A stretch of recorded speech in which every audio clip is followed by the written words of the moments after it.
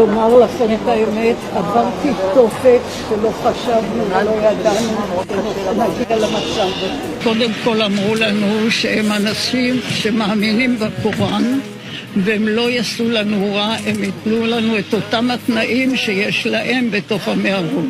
התחלנו ללכת במנהרות שהאדמה היא לחה ויש לחות כל הזמן, והגענו לאולם גדול, שם התרכזנו איזה 25 איש. אחרי איזה שעתיים שלוש הם הפרידו מהקיבוץ שלי, מקיבוץ ניר עוז, 5, ואת אותם 5 שמו בחדר לחוד. היו צמודים אלינו משמר שלהם וחובש, והגיע גם רופא ודאג שישלחו לנו פחות או יותר את אותם הכדורים. שכבנו שם על מזרונים, הם מאוד דאגו לצד הסניטרי שלא נחלה להם חס וחלילה, והיה לנו צמוד רופא שבא כל יומיים 3 בא לראות מה קורה איתנו, והחובש לקח על עצמו את האחריות ודאג להביא תרופות, ואם לא היו תרופות באותו דבר אז הם הביאו תרופות שמגבילות.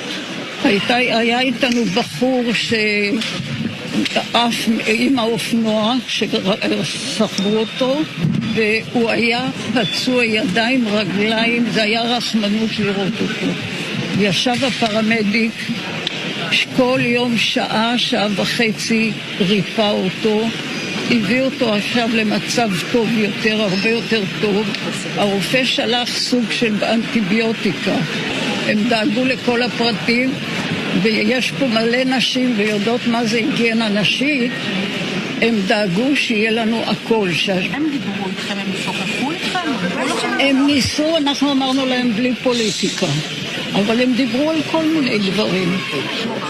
הם היו מאוד ידידותיים אלינו. שואל אותה מדוע היא לחצה את היד לחמאס ברגע שהיא נכנסה בעצם לאמבולנס של הצלב האדום. אנחנו ננסה לשמוע. הם אלינו בעדינות, ואת כל הצרכים שלנו הם סיפקו.